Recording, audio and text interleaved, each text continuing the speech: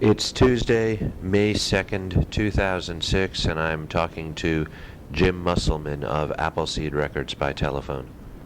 Let me just do this, and my publisher has told me I need to do this, and I kind of intuitively understand it, but I am now tape recording you, and is that with your permission?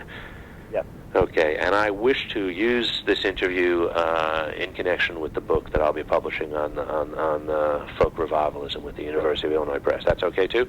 Yeah. Okay. So why don't we start, I guess, I understood that you came along just before Rounder, maybe a couple of years before Rounder finalized its deal with what was then Mercury, and you described some interactions you had with Rounder and how they worked for you. Why don't you just tell me that story? Well, I had started my label, and basically I went looking for distribution, and I had some releases coming out on my label, and I contacted a bunch of distributors, and DNA, which was Rounder, right. Basically had expressed an interest in distributing my label. Okay. So they committed to distributing the label, and said, we will distribute you, and I turned down some other distributors at the time that also had been interested in distributing Appleseed.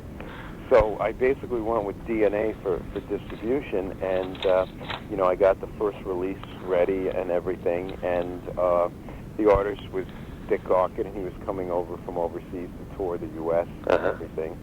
And I basically had product made up and everything, and shipped it up to DNA, which was in Massachusetts and in the Rounder offices and everything.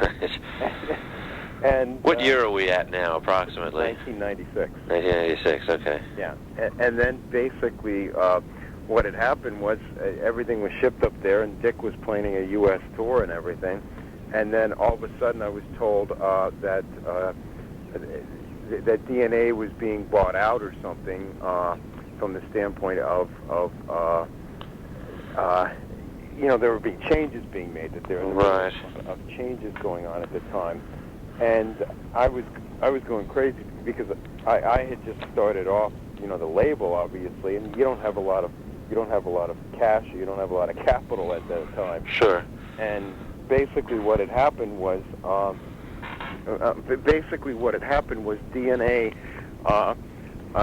had said, well, we're making changes, and we're not going to be able to distribute you, and so I basically contacted DNA and said, what's going on? Did you talk to Duncan Brown? Do you know who you dealt with? I can't say definitively. I do not believe it was Duncan. Okay. But I did speak to somebody there, and then what they said, and this is what really drove me crazy, was they said, well, DNA is not connected to Rounder, because I wrote Bill Nolan a letter. Right. And I wrote a letter to, I'm sorry, the other guy's name. Ken Irwin. Yeah, Ken. I wrote them a letter, and they said, well, we have nothing to do with DNA. We have absolutely nothing to do with them, and, they make their decisions, and, I was really angry. I was really irate. And they said, well, we have nothing to do with it. And then I wrote back and I said, well, you're in the same offices, and are you, playing a corporate shell game, basically? Right. That's. And what had concerned me was, and I wrote to them, I said, your first record was like, Sarah Gunning, and, it was set up as this, cooperative ideal of politically and everything. And I said, and now you're sitting here and saying, you're not even connected to somebody who's in your offices, and you're the major, finally I found out they were the major shareholders of DNA. Yeah, they were, right.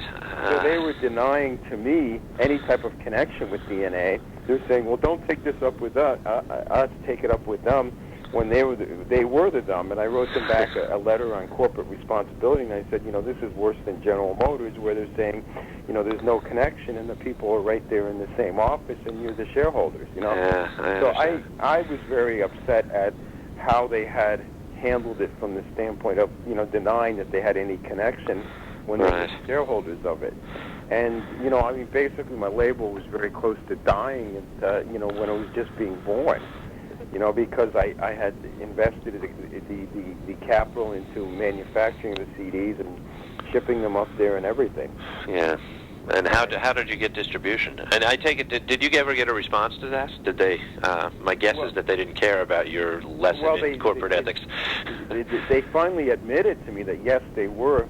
That they were the main principles of DNA, and I was just shocked. I mean, we went back and forth on emails, and basically, I was just really shocked that they did what they did, and especially because I was just a fledgling label at the time, right. And basically at that time, any small ripple was like a huge hurricane because you just don't have the capital or anything. Oh, absolutely. So what did they say to you? If they admitted this, and what was their excuse or explanation? Or well, basically they just said, well, we're sorry, but new people are coming in and maybe buying out or whatever. Yeah. There's a lot of uncertainty, and what I had said to them was, why did you commit to distributing my label? Because I had then found out that they had knew about all this stuff occurring. Right. When they had agreed to distribute my label. Right. And at that time, I had some interesting releases that were going to be in the pipeline. The Where Have All the Flowers Gone songs of Pete Seeger. Uh-huh. That wasn't coming out yet, but that was in the pipeline. So, yeah. I was very appealing to distributors because of some of the ideas that I was doing, some of the releases. Right. So basically, what they had said was, I found out that they had just agreed to take on some labels, even though they knew that uh-huh. that things were not going to be certain. And yeah. to me, that just was very wrong. And I wrote them along what I call conscience letter, which was like basically, you guys started off as cooperative politically, your releases were this, and I said, can you imagine you're now turning around and saying you have no connection to DNA? And I just, expressed in that letter why would they have done what they did. Uh-huh. Did you ever get a human response? I stress human response. Well, Bill wrote me back and just said that, it was a lot of circumstances have occurred. And I said, still, you stand up. It doesn't matter what circumstances. You stand up and you say, yes, I am part of DNA. I'm the major shareholder. You don't sit there and say that there's no connection. I'm like, his response to me was, well, just write DNA. What are you contacting me for? Oh, man. When they were the major people involved, and they were just trying to not basically do that, because I had worked with Ralph Nader for 8 years as an attorney, and I had written books on corporate America, and holding individual people responsible, individuals who head up corporations, and I wasn't seeing them take any responsibility for their actions. Right. I was like, I haven't seen this with General Electric or General Motors. I was just in amazement, and I was really out a lot because of I was just starting and I had no income from releasing the records. Yeah. Who put out your record? Who distributed your record? I guess I should say. Who? I had to distribute it myself, basically. And I got many distributors, but what had happened was I had lost the chance for the big distributors because I had committed, to DNA. Okay, so you didn't have anything, notwithstanding who owned DNA or what its corporate status was. You didn't have at the time. You didn't have something that was sufficiently binding that you could force them to do it. I don't know if that would have been desirable anyway, but I guess.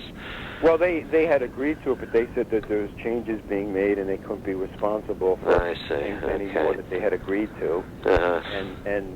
But what had disturbed me was they had known all this stuff was going on when they agreed to do it, the truth is, it basically almost killed Appleseed in its beginning, and it was a very trying time, to say the least. So let me ask you about that time.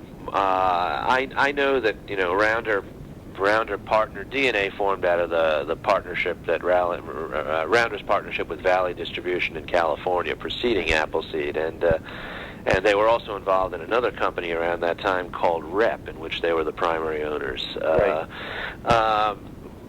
That floundered as well, and a lot. They've told me, and other people have generally supported this in a broad sense, that one of the reasons their relationships were falling apart and that they ended up ultimately with Polygram was that the regional distribution system that Rounder grew up with was falling to pieces. Was that your experience as you tried to get your records distributed? How did you get Appleseed distributed? Who did you use? And well, I basically was just using smaller regional distributors like I guess it's Red Hat in North Carolina at the time, or some other ones, Side Street. I was using smaller regional distributors for areas, but it wasn't covering the whole country. Okay, could you get coverage around the whole country if you wanted to, or was it too splintered to do that? Well, at that time there were only a few major players, and I know I could have had national distribution before I committed to DNA, but once I committed to them, then after that I couldn't. Who were your prospects for national distribution had you not done with DNA? Pardon me? I can't remember the names. I know these things change, and they might not be there any longer. Names change and everything. Yeah. And that. But I mean, then at that point is when Jim Netter. I hooked up with Jim Netter who had been a Flying Fish, and he mentored me into connecting with Bob Feldman at Red House Records, and us doing everything together. Which really was a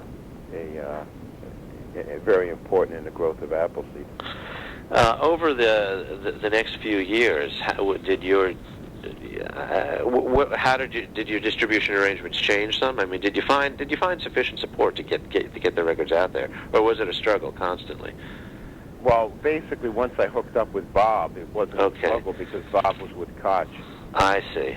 And so basically everything went fine once I did the alliance with Red House Records, and Bob and I started working together in '98. I see. Okay. Yeah. All right. And so I was distributed through Koch, but through Red House. Okay. And is that maintained through the present time? Is that how you go? Yeah. I mean, Bob, unfortunately died this year, but sure. We had an incredible relationship where we did everything together from the standpoint of distribution, so it gave us more power with the distributors. But we did everything, manufacture CDs together, so we got better prices. It was like a cooperative where I hooked in with Red House, and it was to both of our benefits. Sure. Distribution here and overseas. Go ahead. Well, having done that, are you in a position to see, to even pay attention to what the regional distribution scheme is like, over the last, say, 6, 7, 8 years? Yeah, I have not paid attention to it really at all. Because we've been with Koch, and I do about half my business in Europe, so I'm always trying to develop distributors overseas. And I concentrate on overseas distributors more than here. Okay, and Koch will Koch take out? They'll take all of your releases? Yes. Yeah, okay. Everything on release goes through Koch. Okay. And do you ever get involved in? I guess this wouldn't happen for your records, but I should ask, in these promotion schemes or payment schemes with retail. Paying for end caps or things of that nature. That's the hardest part of the industry. And I know for Bob, it was the thing that really was the hardest thing for him because, when you do buy-ins with stores, it's extremely hard. And now, actually, Best Buy makes more money on buy-ins than they do on selling CDs right now. Yeah. And they make more money off the buy-in money than they do in the actual selling of CDs. So it's very hard because if you get asked by Borders, here pay for a listing station at $2,500, they might bring in 2,500 units, which is good, but you can get all those back. And, right. I released an artist last year and Borders did a buy-in, and I ended up getting 90% of it back. So you end up paying like $5 or $6 per CD for the buy-in. You know. Yeah. I mean, the hardest thing now is the buy-in decisions, because you know, a lot of stores and people will say, okay, you know, the only way we'll bring in X amount is if you do some type of buy-in with us. Right, right. So, I mean, it's the hardest part of the industry today, because it's what was not there 8 or 9 years ago. Do you know who your biggest domestic accounts are? You must know this. I'm sorry. Yeah. I mean, Borders. Okay. Basically, and Barnes and Noble. Uh-huh. For me, it's basically where, you know, the intellectual, cerebral Sure. person goes, and you know, there's been a lot of consolidation in the industry, but there's been like over 2,000 independent record stores that have gone out in the last 3 years. So. Yeah, and I've written about that in my book, and so I'm wondering that, you know, Rounder built itself on those independent record stores in the 70s and the 80s, and part of their, you know, their problems, of course, was the collapse of that network, maybe beginning in the mid-'90s, although it's really going on. Have you seen that change even as you've been in business, I guess 10 years now? Oh, absolutely. I mean, it's just a total change where, you know, the mom-and-pop independent stores, you know, are going out, and then the ones who are left, you know, it's like they're having more buy-ins and everything to get your product in stores, you know. And, you know, if you want to lay out, you know, any type of units over 10,000 or anything, I mean, you have to really have a large co-op budget. Okay. And you can still get all those back, you know, Yeah. the CDs. You know, that's the craziest thing about the music industry, and that's the hardest part of it all is, you know, the guy who walked into the store in the 1930s and said, you know, with records, and said, oh, you can return them at any time. I mean, I'd like to strangle that guy. Yeah. Because, I mean, you can't do it with a sandwich. You can't sit there, take a sandwich, and 2 weeks later say, I'm returning the sandwich, you know. Right. And I mean, stores can return at any time. And you know, that's the hardest hits to take in this industry, because I mean, like when Valley went under, you know, 2 years later they found stuff in their warehouse that was my stuff that they'd never even shipped out, and they returned it to me on a CD that was like 5 or 6 years old. Oh man! And it was the Where Have All the Flowers Gone CD, and they had like, you know, 2,000 units sitting in there that I didn't even know, that nobody knew about, and they just, oh, okay, and they returned them. And you know, you take a hit like that, and you have no idea, because anybody can return anything at any time. You know, and that's the crazy. There's so much uncertainty with the industry, especially based around the fact that anybody can return, any store can return anything at any time. Right. It's all basically consignment. Do you pay attention? I guess or do you leave to the distributor the question of what brick and mortar retail outlets are selling your stuff? For example, would you have known over the years which I'll call them mom and pops? Maybe it's a little more than that. Which ones were good for Appleseed product, or was that Koch's job to do that? That was mostly Koch's job, but I mean, you know, I mean, you can, you know, you can get sound scan readings on cities. You know, Right. they tell you sales in cities, but not specific stores sometimes. You know. Okay, so you didn't really know the stores, but have you been able to perceive a change as the stores have closed, in terms of the difficulty of getting your stuff out there? Oh, absolutely. People talk I mean, to you? what we used to ship, you know, I mean, on the same artist, what we used to ship, let's say, you know, 6,000 units or 8,000 units 4 years ago, we now ship, you know, half that to 60% of that now. Right. Yeah. And you know, I mean, I can see directly, you know, what you ship with an artist, just because there's not as many stores out there. Right. Yeah. And do returns normally come from distributors, or do they come from retailers? Retailers to the distributors, and then you get them back from the distributors. But, you know, I mean, again, you just never know what's lurking out there. I would imagine, and correct me if I'm wrong, that a chain with the presumed efficiency of a Borders or Barnes and Noble would be a lot more ruthlessly efficient with regard to returns than a mom and pop. Is that kind of true? Do they kind of get them in for a while and get them out kind of coldly after a limited number of time, or is it not that way? Yeah, Yeah, but I mean, that's also where you get the big returns from is when they'll pull the stuff back on borders or something, and so those are your biggest hits when they return the stuff. Yeah. So I mean, the mom and pops, it's just one or two units, but the borders, if they return everything in their system, it's a huge hit back. So how do you see the ability to sell the kind of music you do over the years? I mean, is it all going to go to the internet, or? Boy, I'm not a big fan of that, because I just think there's something about holding a piece of music in your hand and looking at the lyrics, and I tend to do CDs where the whole CD has a importance and issue. I mean, I'm doing a homeless CD now with homeless artists together with famous artists, but it's making a statement. The booklet's going to make a statement. Everything, the whole entity. Right. We've tried to go overseas as much because Europeans tend to be interested in our projects from a political or historical standpoint. So. And also, I mean, a lot of the stuff we do, we'll find alternatives to the normal retail. I mean, like if we put out a Songs of the Underground Railroad CD, and that CD has actually sold more each year that it's been out than the preceding year, which is the antithesis of the whole music industry, because usually you sell 90% of your CDs in the first year of its release. Right.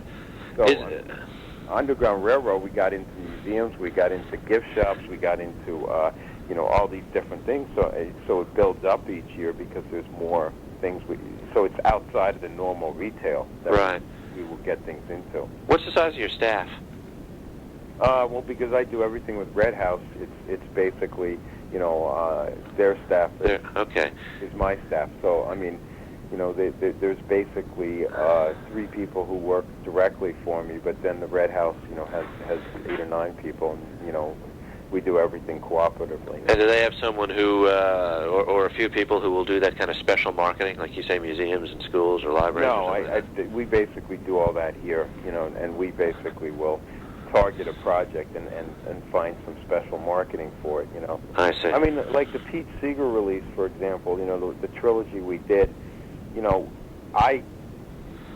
the whole idea was for to raise money for different progressive organizations, but also for progressive organizations to use it as a fundraiser. So in so many ways, I approached so many different organizations across this country and said, here, I'll give you the CD at a really good price, you sell it, keep the money. Right. They basically became distributors, so it was a model that I had talked to Pete about, and it basically grew organically, where it was like you get different organizations out there selling your CD. It raises good money for them, but it also they serve as distributors for you. Sure. And that's something that I had done outside the normal retail, where it's like basically you go to an organization, you say, here, like the Seeger CD, the double one, where about if I was going to retail, it's like $28. I'll give it to an organization for $10, and they can keep the rest for themselves. But then I'm getting it out there through those ways of distribution. Just trying to get a sense of the size of this industry. If you want to tell me, I mean, do you go over 5,000 units on very many CDs? No, I mean that's I would say I've released 86 CDs to date. As to I would say maybe a quarter of those would go over 5,000 units. Okay. And then I mean I put out a lot of things that don't even break even, but I feel they need to be put out from a political or sociological reason. Okay. So it's hard because when you're an independent label, you're always trying to get attention, and other people are paying off for radio, and I mean, even when I would have famous artists record for me, like Bonnie Raitt and Jackson Browne, I mean, I'd get calls from these radio middle people, and they'd say, okay, if you give us money, which then has been investigated by Elliot Spitzer in New York. Right. I'm familiar. Payola, but yeah, I would never do that. And it's like when I put out Donovan's record, I could have, put it into the whole payola system, and got more attention and got more sales, but I just wasn't going to do that. And they call it promotion money or something like that, right? Promotion money, and Yeah. I just was never going to play that game, I mean, I remember somebody saying to me with the Bonnie and Jackson track, boy, that thing really could have taken off if you put in the payola money. Well, I'm not going to do that. So, it's hard because you're always trying to get attention for what you're doing, but you want to not do things like that. Do you send promo copies to like the folk stations around the country, or is that to print? I mean, we will send out. Sometimes we'll send out as many promo copies as we sold on a release. Okay. Which is just absolutely insane. Because it's like 1,000 to 1,500 promo copies. Right. And it's a lot. And sometimes the release will only sell that. Right. From a business standpoint, have you seen that the Folk Alliance can matter? I mean, and I'm talking real brass tacks here. There are intangibles, but I'm wondering, does the Folk Alliance help you sell more units, which is the end game or get more units heard by people? No, not really. I mean, I'm a very frank person. No, I'm curious about it. I'm trying to figure this thing out. I've been watching it since '93 or so, when I went to my first conference. I'll give you a very frank answer. And I've talked to Mark about this, and Mark's on the same page as me, and he's sympathetic. But the Folk Alliance has in so many ways ignored political and traditional music. Right. It's sort of like the concept is wonderful, but I mean, like I was at the Folk Alliance this past year. There was nothing on traditional music. There was nothing on political music, not one panel or anything. And so that's what I put out, basically. And I came back from the Folk Alliance this year extremely frustrated. It was like, oh my gosh, nobody even cares about this music, and here the folk community should be embracing it because it's their history. And then, Bruce coming out with this whole thing, it was like, well, at least he gets it. At least he embraces it, and it made me realize maybe I just should spend my time working on rock artists to get them to do folk songs,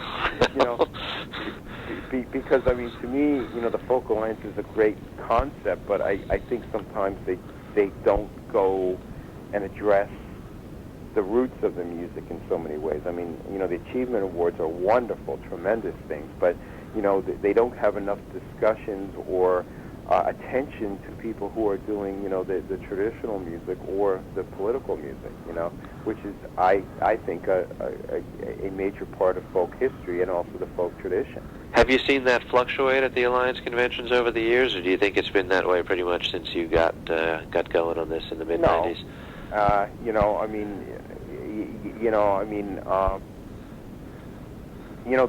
This year, I mean, I was, Appleseed was never even asked to be the labels, and they had, they didn't.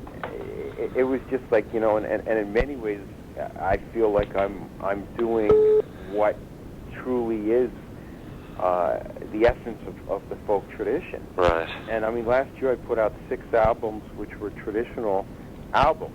Peggy Seeger, Love Haltress, which was all British ballads, and not one of them broke even. And what I said was, it's the folk community that really is just. I can't do it anymore because there's no infrastructure in the folk community. And right. I had hoped to have like panels on traditional music or introducing, having singer-songwriters sing 1 or 2 traditional songs on every album or every tour, just to to show the history of the music. And, right.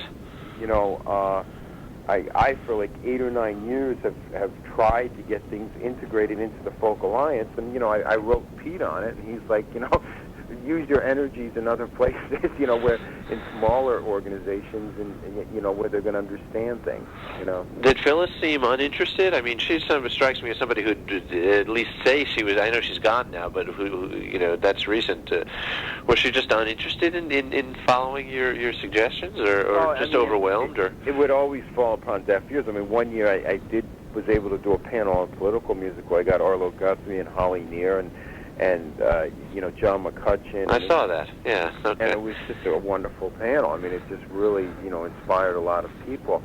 But I mean, for 8 or 9 years I had tried to do things, and that was the only thing. And I'm basically not trying to do it for the label benefit. I'm basically trying to say to people, which is why I started the label, hey, there's this great tradition out there. Let's embrace it, you know. Right. And I remember the first folk alliance I went to, there was some people who basically were saying, we got to run from the political, from the traditional, it's all got to be the singer-songwriter, new, hip. And I was like, you don't run from a tradition, you embrace it and then build on it.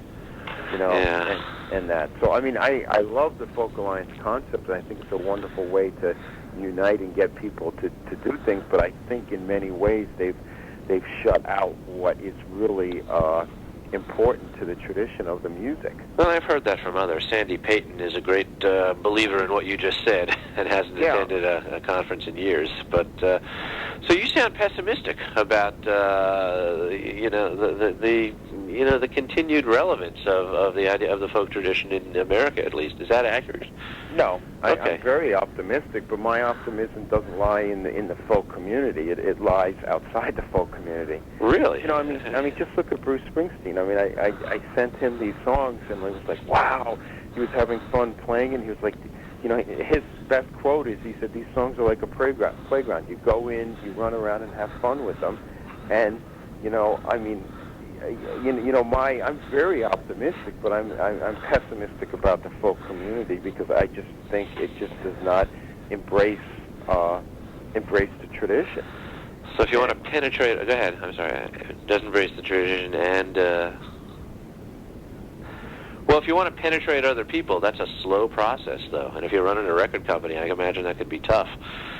Yeah, absolutely. But I mean, I realized that maybe I should, and I had discussions with people. Maybe I should have just put my energies into more, turning rock artists onto the folk tradition than basically trying to get the folk community to understand it more. I would go to folk festivals and say, can we do a topical song workshop? Can we do a political workshop? Can we do a traditional workshop? And they basically would say no. Yeah. And to me, it's like very frankly, I just think so much of the folk community was taken over by the singer-songwriter movement, which is important and good, but it's just one part of a big picture. Right. For years I was trying to get traditional music or political music at festivals or some understanding of it all. I mean, that's why I had started Appleseed was, people weren't singing the traditional songs, people weren't singing the political songs as much anymore, like artists like Roger McGuinn, he felt the same thing, so that's why we did a whole album of traditional songs. Yeah. And, I found in the rock community that they were more open to the history and the songs in so many ways. And, that is, to me, an optimism about the big picture, but a pessimism as to the folk community in itself, which I don't feel has embraced the tradition the way that it should. So what's in the horizon for Appleseed that excites you? And that's the hard part for me, because I would want to put out traditional albums, but they're not going to get played as much as a singer-songwriter album, and they're not going to, people aren't going to get invited to festivals, Right.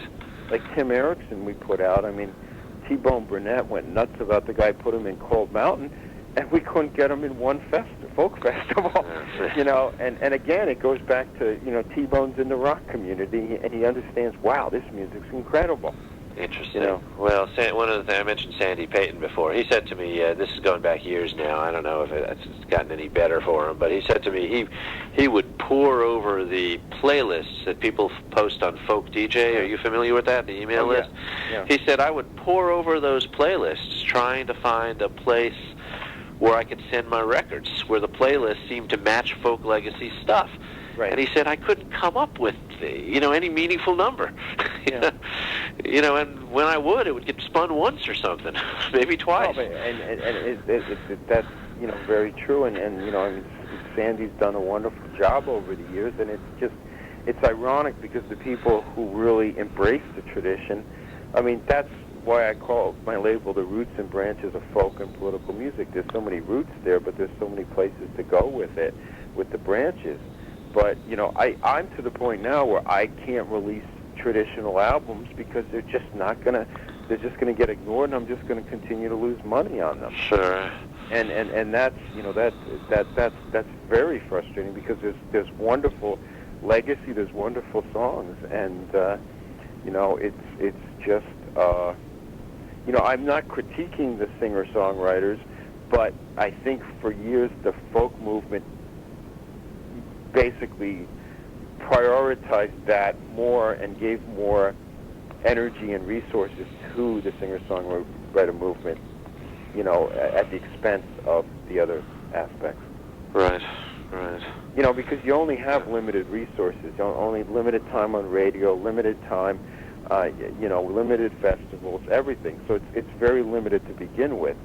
And if, you know, everybody who picks up a guitar and is a singer-songwriter is in that, it's just really shutting out the people who do the more traditional based music, or music that has a history to it, you know. And, you know, I'll get letters all the time. I'll post things on Folk DJ. I mean, I posted and said I can't do the traditional stuff, and it's sad. And, you know, I'll get letters from people who'll say it's extremely sad, and I wish the folk community would address it in some way, you know. And, you know, I mean, to go to Folk Alliance this year, and it was like, you know, it was like Appleseed didn't exist. Right. And, you know, to me, it was like, you know, just forget it, because it's just, it's just constantly pounding your head against the wall, you know. And, you know, when you do something like this, the Seeger thing, and then Bruce comes out of it, and his whole CD comes out of that, it's you realize maybe your resources and time and energy are better spent, you know, introducing this music to other people. And how do you see doing that? I mean, do you have any, are you formulating plans, or just sort of? Yeah, I mean, I've I've been mulling over a lot of ideas about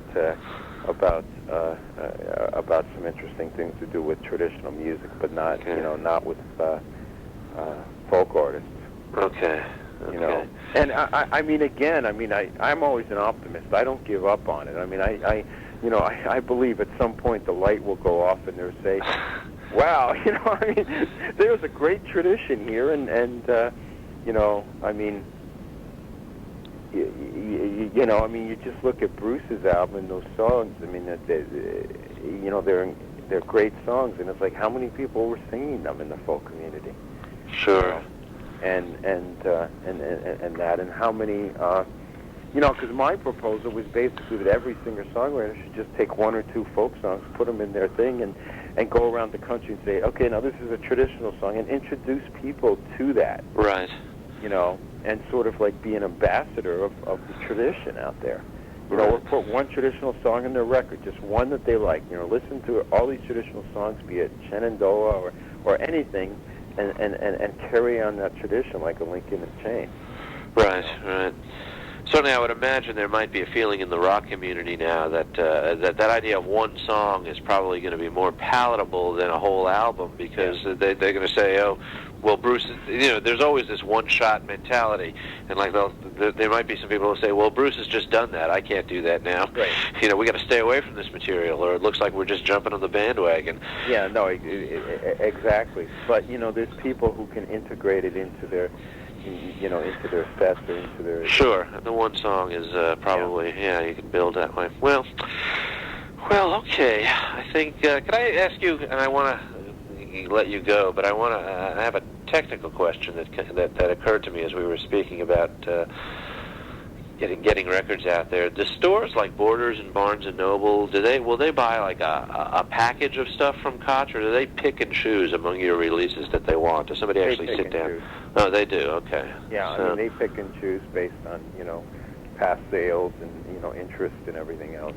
So okay. You know, they pick and choose. I mean, you know, a traditional release, you know, we might only ship 1,000 on. Right. Okay. And that's just, you're never going to, you know, you're just going to lose money on that, you know. But I feel that it needs to be put out there so much, you know. How do you even familiarize them with somebody? I would imagine it would be a tough sell with what I would suspect are much younger people in record stores buying situations to get a Peggy Seeger out there, for example. Exactly. And that's what's hard, because Peggy's a great artist, and she's doing this trilogy of traditional songs, and it's very hard because the folk community again doesn't embrace and say, okay, here, let's do a traditional song workshop, and Peggy, you head it up, or let's there's no infrastructure there again, and I've had to turn down some political artists who I really believe in, and I love, but there's no infrastructure in the community, so it's just you can't always put out things that are going to lose money and aren't going to break even. Sure. And last year I looked at it, and half of my releases didn't even break even. But they were traditional and political music. But that's where it gets hard, because your heart is into that, but you're not getting any foundation from the folk community to support the music. If people, I remember one summer, a lot of labels will make money on folk festivals. It's a good income stream. Right. And I had nobody at any of the major festivals because I was putting out people who were just basically doing traditional and political music. I see. Couldn't get on the bills. Yeah, and these were called folk festivals, and I was like scratching my head. I was like, oh, jeez, and that. So, I'm optimistic, but I'm pessimistic about the folk community, because I just think it has not embraced what is right in front of them. What was the impetus for the two Eric Anderson releases that you did relatively recently with those songs from the 60s because and 70s? It's again about keeping the songs alive. I mean, okay. Was it your idea, or was it Eric's idea, or? It was a lot of the ideas I have. I'll approach artists like the Roger McGuinn idea. I said, hey Roger, why not go to do field recordings with Odetta, and sort of like the Warner collection of now. Go to everybody's houses, Gene Ritchie's house, and do these folk songs and just have fun. And with Eric, the thought was, there's all these great songs out there that nobody is singing anymore, because everybody's singing their own. And also, I mean, it was just such a wonderful time in the Village with all these writers and all that energy. And I think it's important to look back, because there's so many great songs out there, Yeah. And, I was looking at writers like Richard Farina and so many others. It's like, boy, these people were geniuses, and nobody's singing their songs anymore. So did you approach Eric about that? Well, it was something that came out of a mutual conversation. Okay, I understand. We both were going the same direction. Sure. But to me, it's about keeping. My feeling is Appleseed's like a link in the chain, and it's just trying to keep the songs alive and carry them on to the next generation. Because that's the irony of it. Is I was saying in the interviews this past week with the Bruce stuff, is that these songs were brought over by immigrants. It was all they had. It was their entertainment. And some of these songs have been kept alive for 500 years. It's like, we shouldn't kill them off now. Sure. It's like they've lived such long lives. We need to keep them alive. And that's why, like, somebody like Roger decided to do his folk den, when he was posting every month a folk song, because he didn't feel like people were singing the songs anymore. Right.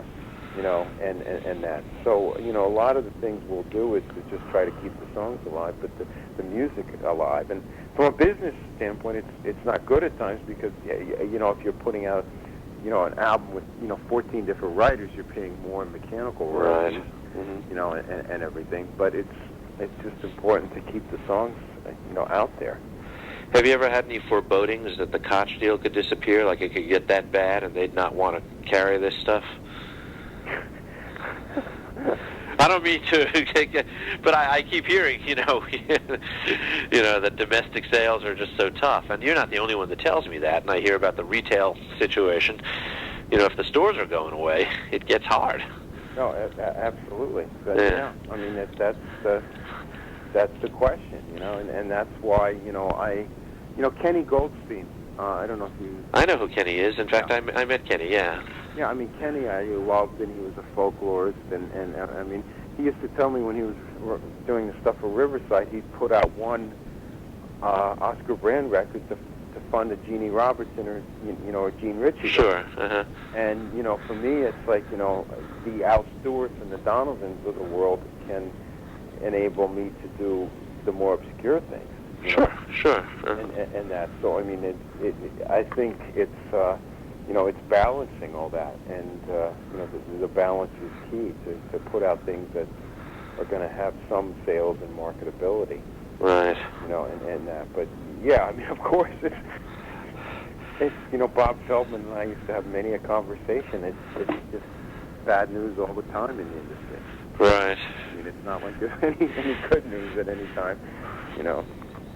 Well, I'm going to close with just one line that I've always laughed at that has been credited to different people over the years. I heard this story supposedly credited, and supposedly the setup for this story was that I guess around the 80s sometime, John Sebastian was talking to Richie Havens. And this may be totally apocryphal. It may never have existed. But these guys had both been influenced by all the rediscoveries that were done in the 60s, when Lightnin' Hopkins was out there. And so supposedly, and then in the 80s, they're in a fallow period. They're not working too much. And so John Sebastian supposedly says to Richie Havens, come to Europe. There's plenty of work.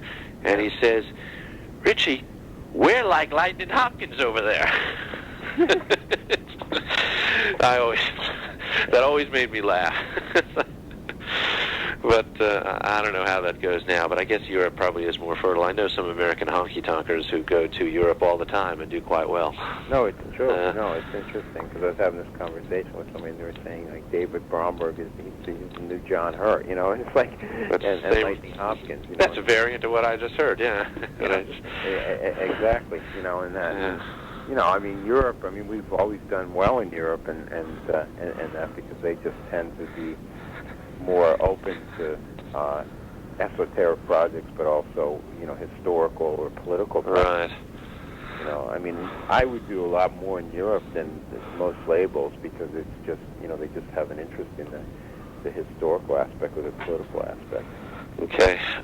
Jim, I think I've gotten what I need. Do you have anything more you wanted to ask me, or anything you wanted to say more about the future of your work or distribution? And again, I'm not pessimistic. I just have been beating my head against the wall in so many ways. But I mean, I also, the Mark Mosses of the world do have a vision, and they do understand. So right. I hope that things will change.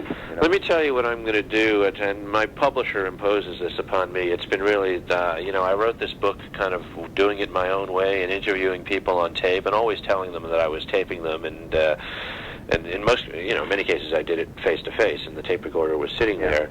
And then the publisher said to me, well, where are your permissions? And I'd say, well, they're on the tape. And they'd say, well, not for our purposes, they're not on the tape. So I have to, email all these people, some of whom don't even remember me, and ask them if I have permission to use their interview. And, of course, then they say, well, what are you talking about? And so my publisher has developed this absurd rule, which I just live with it because it's fine. But the rule that the University of Illinois Press has is, well, if you're going to quote someone directly, we want a written permission. But if you're just going to paraphrase them, and you can still attribute it to them. You can paraphrase them and attribute it to them and say it was from your interview, and you don't need a written permission. And I'm saying, I don't know, I'll work whichever way you want. It would seem to me that somebody might want to give me permission if I was going to paraphrase them and use my words as opposed to theirs. But what I am going to do, Jim, and if it meets with your approval, is within the next 15 minutes I'm going to send you an email acknowledging that we talked today on tape for the purposes of my book, and that you give me permission to use use the interview if you want to do that. And if you could click reply and write back, Michael, I hereby give you permission, Jim Musselman. That would help me out with them. Sure. All right. Fine. Well, so just email me, and I'll give you permission. All right. Yeah. Well, I appreciate it greatly. Okay. Okay. Thanks for talking. Thanks. Bye-bye.